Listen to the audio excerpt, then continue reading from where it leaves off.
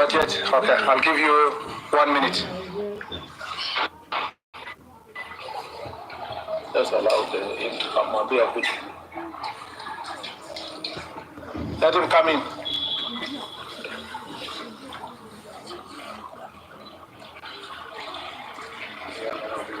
Yeah? Oh yeah, because this way is here. Yeah, okay.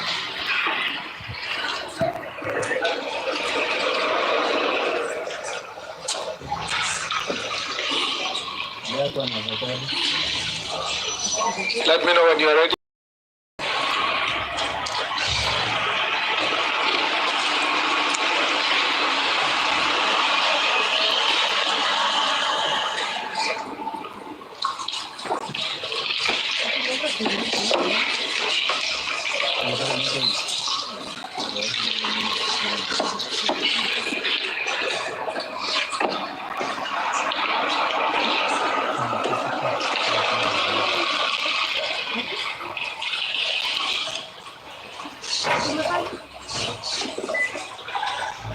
You're good? Yeah? Thank you very much. Good afternoon, everyone. Welcome to this press conference convened by the Minister of Interior National Administration with the representation of the National Police Service present and the ministry here present, represented by the PS and myself. On Wednesday of the 25th of June 2025, Kenya witnessed scenes of profound pain and violence in the name of the right to peaceful assembly. True peaceful protests, free of expression and picketing, are enshrined in our Constitution and specifically in Article 37. As the Cabinet Secretary responsible for your security, I address the nation today with heavy heart. Let me right from the outset express my deepest sympathy to every Kenyan who endured suffering during yesterday's protest. To the families of those who suffered harm, both members of public and security personnel who bore the brunt of violence, and those whose livelihoods were shattered, your needless pain is our collective sorrow. The suffering inflicted upon you remains a stain on our national conscience. What unfolded yesterday was not a protest. It was terrorism disguised as dissent. There was no peaceful demonstration. It was riots, chaos, and anarchy. Let me therefore state unequivocally that we condemn the criminal anarchists who, in the name of peaceful demonstrations, unleashed a wave of violence, looting, sexual assault, and destruction upon our people. More than 10 Kenyans were killed. Investigations are ongoing on the numbers and the circumstance that this happened. Over 400 were injured. Close to 300 are police officers. Some left with injuries they will carry for the rest of their lives. Key government installations and offices were targeted. At least 9 police stations were attacked, 5 of which were torched, including Dagoretti, Molo, and Olkalau, to name a few. 88 police vehicles were destroyed. A total of 27 national and county government vehicles were destroyed, and 65 civilian vehicles parked in various police stations, including a school bus, were burnt. The criminals were aiming at the officers on duty. They were after guns in the armories and the police uniforms. 5 firearms were stolen in Dagoretti Police Post, Kiambu County, while 4 were burnt at Kashui Police Post by the very criminals who hid behind the pretense of a peaceful protest. Government offices, including courts, national government and county governments offices were looted and burnt. Businesses worth billions of shillings were massively looted.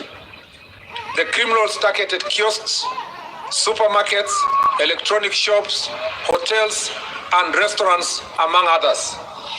I have just come this morning from inspecting some of the looted businesses in the bus station, OTC, Nyamakima, and it is very painful.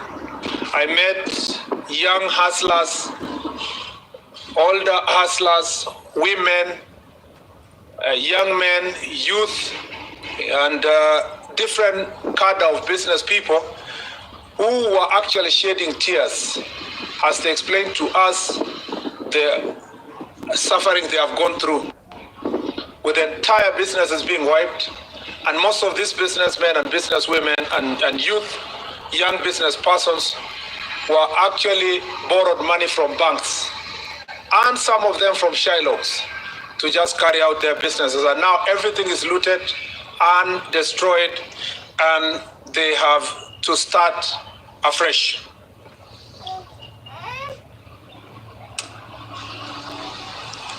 I need to note also that just like government infrastructure, business and residential premises were burnt, including the one owned by Catholic Church in Embu County. Critical infrastructure such as roads, railway, electricity, and water infrastructure were vandalized.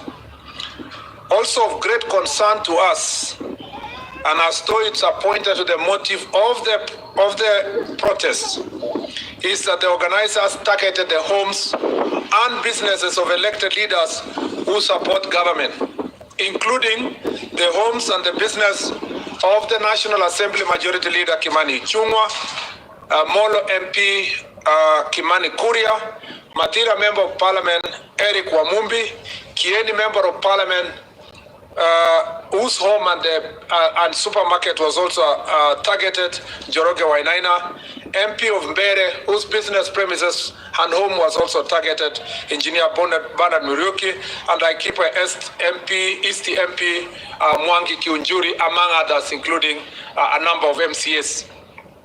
This was not just violence. It was an orchestrated campaign of terror, an assault on our people, our constitution, our institutions, our values, and the very soul of this republic. What was billed as a peaceful protest was in truth a calculated disguise, a coordinated descent into chaos marked as civic expression. Beneath the banner of democratic rights, we witnessed a well-orchestrated campaign of political violence. What happened was not spontaneous. It was not random. It was deliberate. It was coordinated. It was funded, and it was premeditated and politically instigated. The mobilization along Kiambu, it is time to take out power and occupy properties of politicians and civilians allied to government and innocent civilians who are in Nairobi. And watch the goons and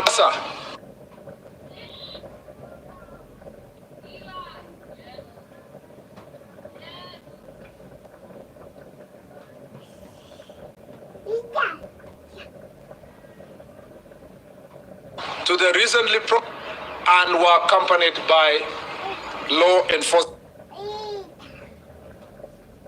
officers. This is what was in Article 37 of our Constitution. The Inspector General of Police, through the Directorate of Criminal Investigations, is carrying out investigations to apprehend and bring to justice the organizers and financiers and this well-orchestrated campaign of violence. And I want Kenyans to rest assured that the government will pursue justice relentlessly on behalf of all the affected citizens. No person will be spared regardless of their political or financial status. I know it's been promised before that every time such violence is meted on citizens in the name of protesting, promises have been made before that criminals will be charged. I want to say, for avoidance of doubt, that the Inspector General of Police will follow the Constitution to the letter, and all these criminals will be arrested and investigated. I must say that sitting here in the command center yesterday, I managed to see some of those videos and cameras that have picked some of these criminals. And I have no doubt that we have enough evidence to make sure that these looters, including the financiers, including the vehicles that were bringing money in the name of protest, giving money to protesters in different corners of Nairobi, especially in Windibungu Street. I believe that those criminals will be arrested, they will be charged. Those who stole guns from Dagoretti police station, and those who torched police stations and people's houses, people's businesses, looted them, we are going to have to do a very massive mop up so that we can be able to arrest them. But it is important to note that the wheels of justice don't only depend on the police. It's also important for us to appreciate that the judiciary have a very important responsibility to protect the citizens of this republic. More often than not, every time this situation happens, either these protesters are given very favorable bail terms, or sometimes they are even released on free bond. It is up to the judiciary to decide if they want a country of law and order, or they want anarchy akin to what we saw yesterday. And as I said in my statement, recently, a section of church leaders and a section of diplomats went public and asked the Inspector General of Police not to stop anyone who wanted to come to town to protest. It is now clear that there was no protest, it was chaos, anarchy.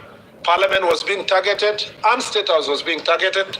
Those who planned this chaos had a very premeditated plan. They shared that plan, including online, and the plan was to take the symbols of authority and democracy, our symbols of democracy in the Republic, which is Parliament and State House, to make sure that they show that they have achieved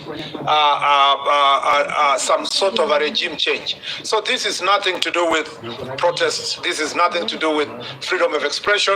It was an unconstitutional attempt to change the regime of this republic. And this is therefore, yesterday what the police did to foil was they were able to foil an attempted coup. Our security agencies exercised remarkable restraint amid extreme provocation. I want to say this to the brave officers injured while protecting Kenyans' property, key installations, including Parliament, Judiciary, and State House, against the rioters and no doubt hired thugs. We feel your pain and sacrifice that embody the truest expression of patriotism. It is now urgent for us as a nation. I just wanted to say before I read my last paragraph that I know that no church member, and I repeat, there will be no bishop, neither Catholic nor Anglican or any other church leader who will come public to defend the police. I know that for sure. Nobody will speak about how the police were attacked, injured, and suffered immense pain as a result of the various. Nobody will do so. I also know that no diplomat will come to public to defend our police, because it is not in their interest for Kenya to be a safe nation and to be a prospering country with full democracy. All those people would prefer anarchy, chaos, at the expense of peace. And since there's no one who is going to defend our police officers, I want to speak authoritatively here. I thank you, our police officer, for a job well done against the extreme provocation. And some police stations were attacked by thugs. And their mission was just to get the guns and police uniform. And I can see some of these boys on TikTok. They are wearing police uniform calling themselves sergeants, and that they have taken over power. Make no mistake, we will come for you, and we will come hard. It doesn't matter the noisemakers, doesn't matter those who are calling us names. I will defend the police officers, or all the police officers who did a very good job yesterday. You have my full support, 100%. Even if you need a lawyer or you need anything, you have my back, and you have the back of this ministry, and I have your back actually, and I have your back, and the ministry has your back, and the government has your back. If you are a police officer and you are being threatened with some character saying that you committed any excesses, there is no police officer who committed any excess yesterday. Police officers foiled a coup, and they deserve our defense. They don't carry guns as toys. When you threaten a police officer, you want to kill them. When you target an armory in a police station, when you steal guns, when you ban guns, when you ban a police station, you want us to celebrate you and bring you a birthday cake. We must be serious as a country. And as long as I have this responsibility, a policy responsibility of speaking on behalf of our police officers, we must defend them, because it is now clear the coup plotters are not sleeping. And while they were going around campaigning against policemen for the last 3 weeks, their campaign was not a genuine campaign for the reform of police officers. They wanted to sufficiently scare us and scare the police officers so that they can have a free passage to commit the crimes that we saw yesterday. If it was not for the police officers, we would not be having this country today. We would not be sitting here to make statements. And therefore, our police officers have my full support, and I will defend them against all the orchestrated attacks that want to paint police officers as if they are lesser human beings and not daughters and sons of this republic. Therefore, it is urgent as a nation to put in place a legal framework that operationalizes Article 37 of the Constitution to ensure that demonstrations are carried out in an orderly manner. This entails providing sufficient information on the planners, purpose, day, time, and demonstrations routes, among other details, to enable the police to provide adequate security and to ensure that the demonstrations are not happening in areas that will inconvenience other Kenyans who do not want to take part, including traders and other business people. We urge all citizens to reject and denounce violence. We must deny criminals the chance to exploit legitimate grievances. We welcome dialogue with all stakeholders, including the youth, grassroots voices, traders and business leaders, civil society, and other religious groups to address systemic issues that affect Kenya. Kenya's strength lies in our unity. To those who seek chaos, our resolve to protect our motherland is unbreakable. To peaceful citizens, the government stands with you. I thank you. Thank you very much. I will take perhaps 3 questions. You introduce yourself, your name, and the station. Let me move 1, 2, and the third. 1, 2, 3. Proceed.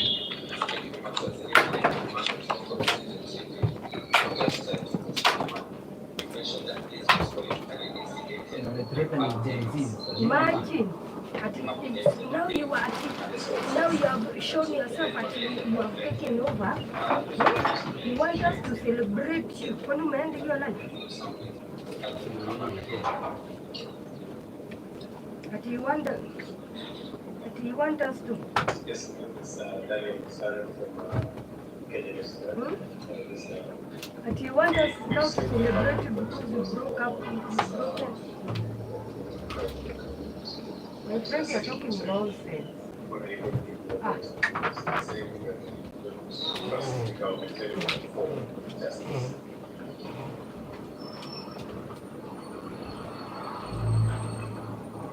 Where? My name is Ian Kitani from K24. I have two questions. One, we saw situations, for example, in Eldoret where police officers allegedly were escorting those who are attacking those who are investing. And number two, that's what Pastor said, you mentioned of daughters that were those were examples. But you probably give us names. Thank you.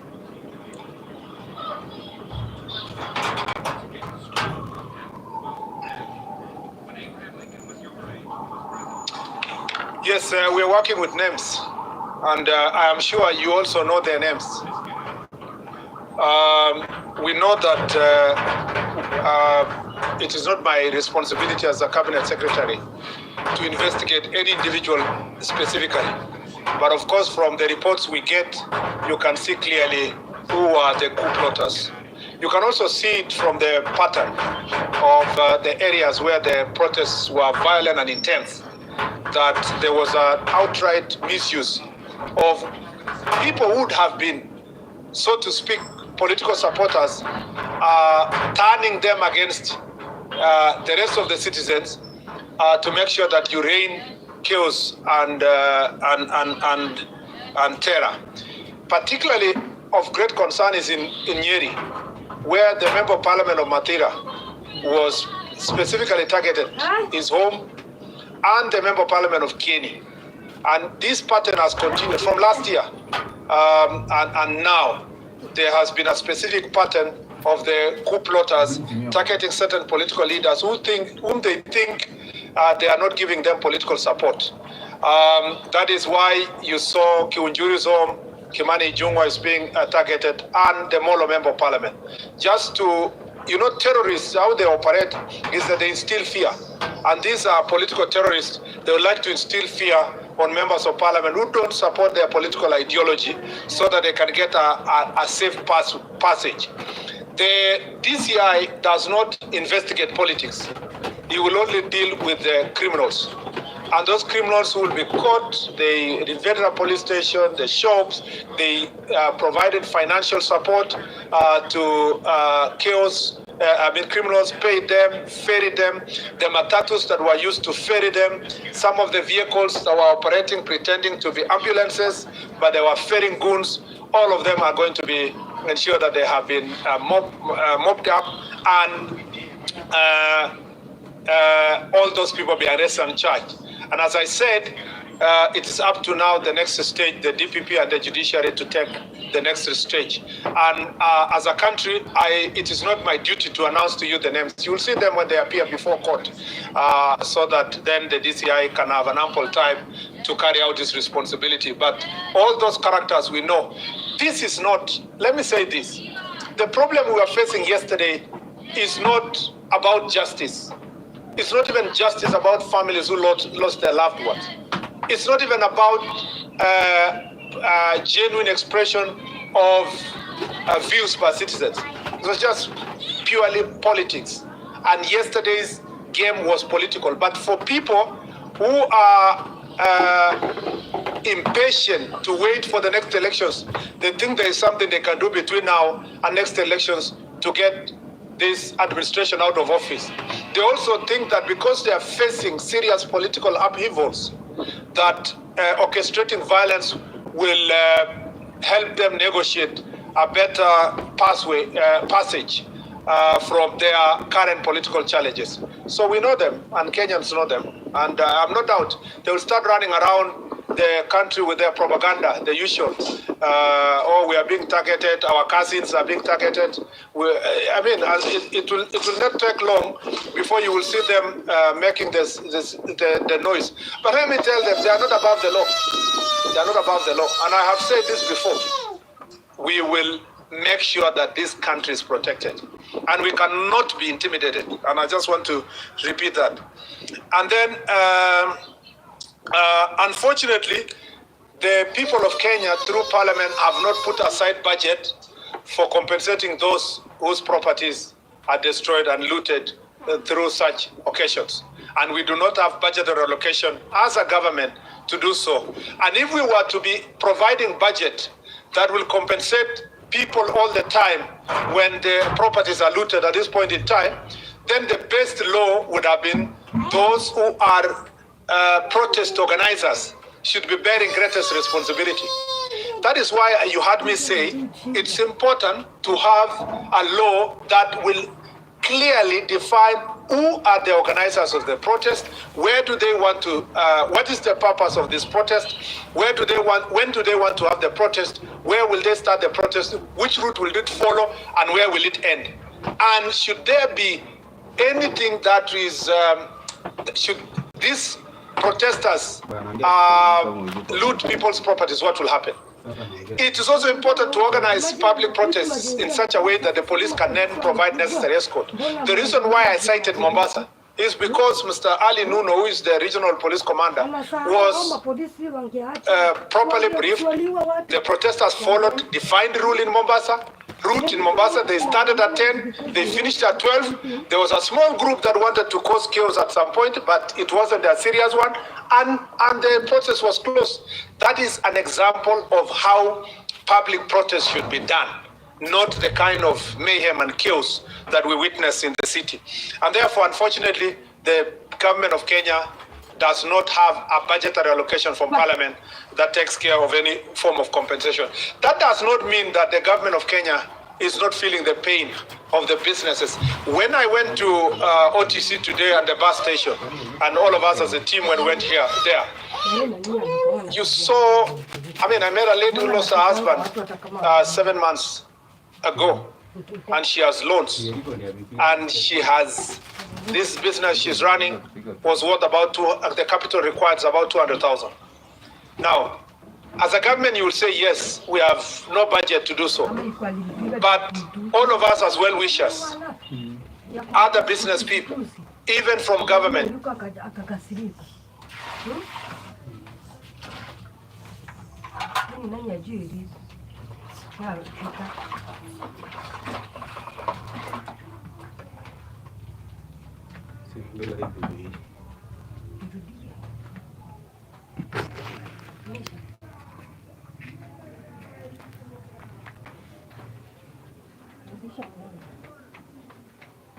even as leaders, you see the most vulnerable ones. What can you do to help them in such a difficult situation?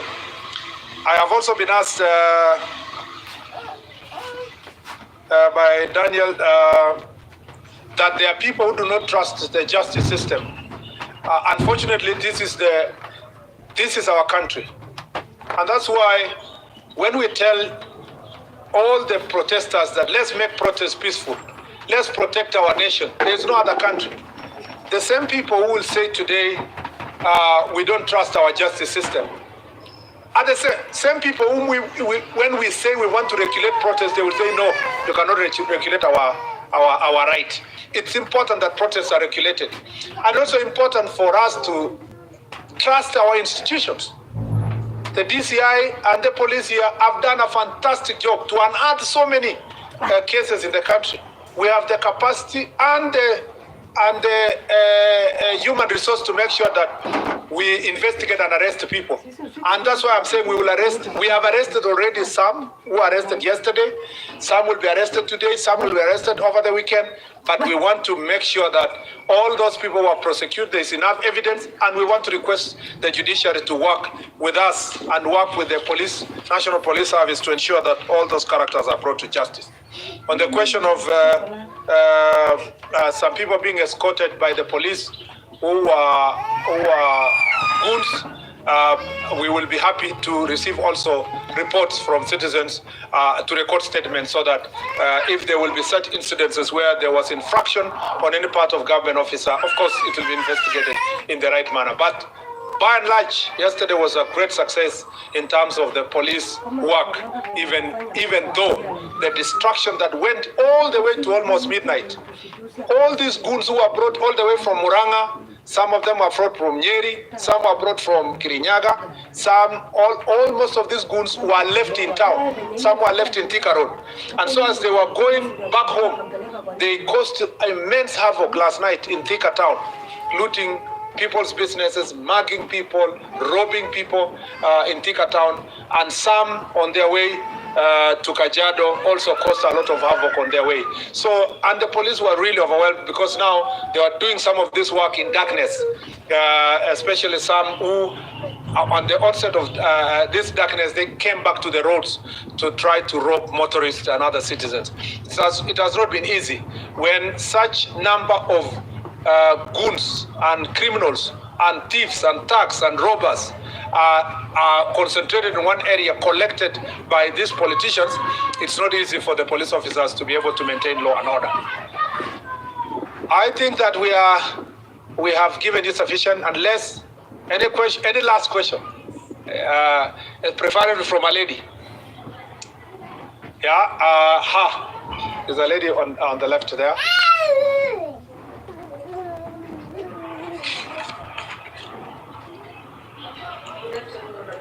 Good afternoon. My question would be from the Communications Authority about the House broadcasting live protest. That was followed by a High Court order from Judge Chacha Rita, who said that is unconstitutional per se. So what is your take about the live broadcast of protests and that directive by CA and that kind of protocols? Last one. Let me give the gentleman. He was really struggling to catch my eye.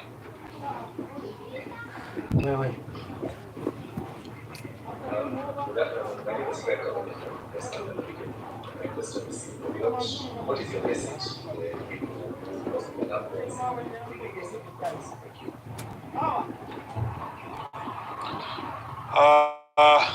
Because you are the last one, let me just give you. Yeah. Thank you. My name is Mike from TV for this hearing. I just have one question. Perhaps how many police officers were injured yesterday? And do you think there is a point to attack police officers during this protest? Since occasions have been fearing about police officers in the past, are they safe during these protests? Thank you. Thank you very much. First, let me, on the communication, on the live broadcasting, there is nothing wrong with live broadcast per se, because we also, our media enjoys freedom. We have the freedom of media in this country. The biggest problem with live broadcasting, having watched a number of them media stations yesterday, is the idea that media becomes the center of mobilization for some of these protesters. In fact, most of the media houses are working very hard during the onset of protest, telling people, oh yeah, wengine wamekuja, sasa tayari ndio hawa. They interviewing people in the street and tell them, what do you tell those who are still at home? You see, they are participating, directly realizing people to come. But what was even of greater concern to me is some of the media stations whose job was directing the protesters.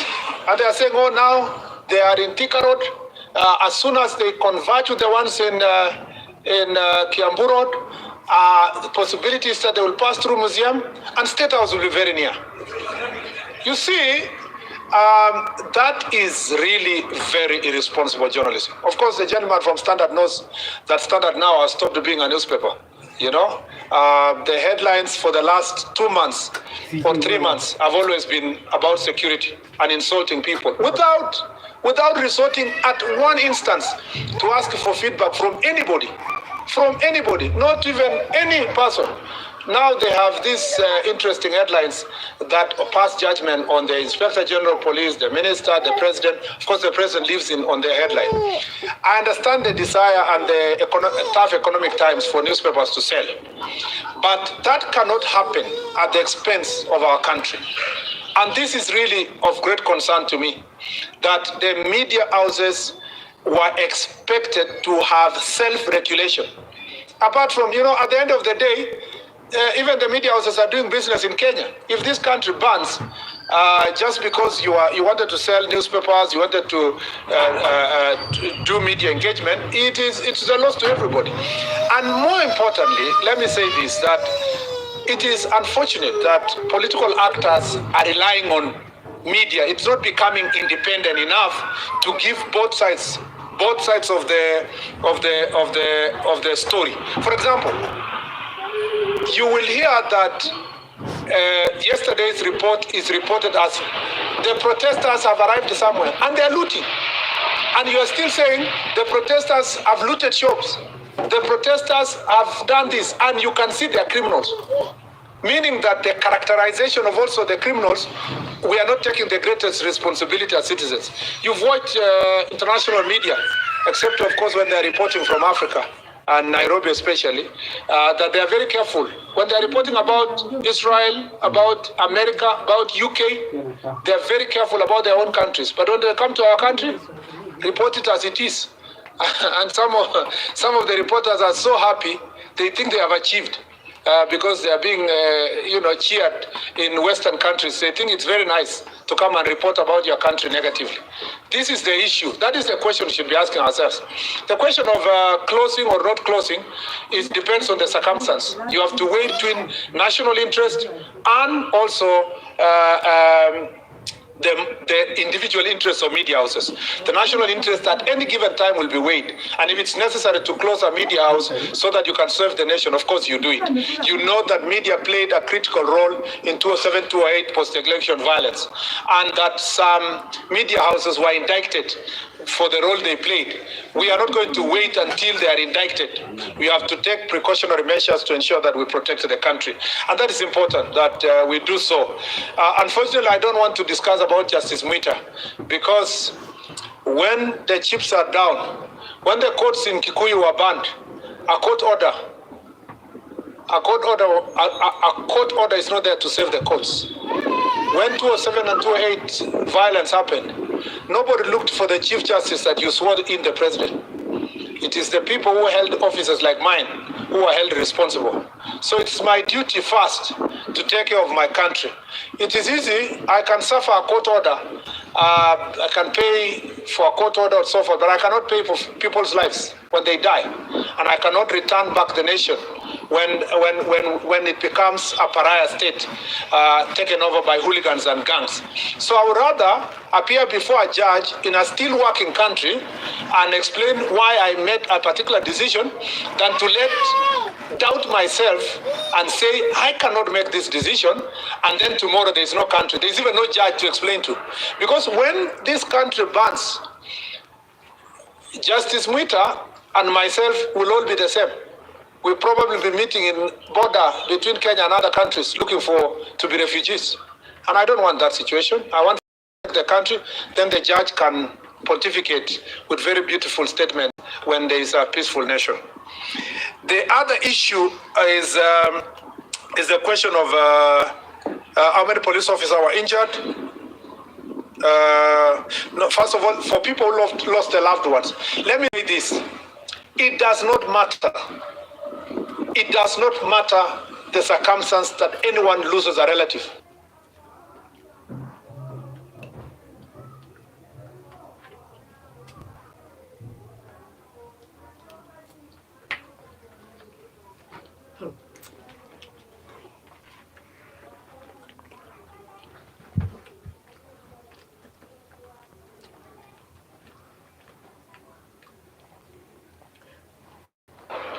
Even if your relative was a robber, painful. All families that lost their loved ones yesterday, if the investigation will show that some of them were trying to get into police armory, they want the chances to their families, and we want to say that we feel your pain. It's painful. Persons were innocent, to ensure that necessary investigations are done and justice is served in every situation. How many police officers were injured? There are 300 police officers who were injured and about 100 civilians. So a total of 400 people were injured. And it is true that from yesterday's protest, there is a particular pattern, and again, in particular constituencies, where police stations are being targeted. And I suspect the banning of police stations was supposed to help the coup plotters make a statement that there is no country and that there is no authority. So That is why you see they want the guns and they want police uniform. And they want to show that the uniform is degraded so that there is no authority in the country. That is the entire mission of what happened yesterday. And therefore, as I said, we will take firm action to ensure that the nation is in safe hands. And I think with all those many remarks, unless IG, you just want to say one word? Yeah, just say one word, yeah. Thank you very much, Waziri. Maybe let me start by saying that I also join my Waziri in condoling with the families that lost their loved ones yesterday, during yesterday's fracas. And number two, I want to say that we appreciate our brave police officers who did a sterling job yesterday by ensuring our country remained secure, despite the many challenges that were there. I also want to wish them a quick recovery. There are over 300 police officers who are also injured, who got injuries yesterday, life-threatening injuries. I want to wish them well, and also state very, very clearly that we stand with them, we support them, and we appreciate the work that the men and women in uniform do. And finally, to the criminals who are involved in causing mayhem to our country, we are coming for you, and you must have your day in the court so that you can be able to answer to your criminal activities. Thank you very much. Thank you. Asanteni sana.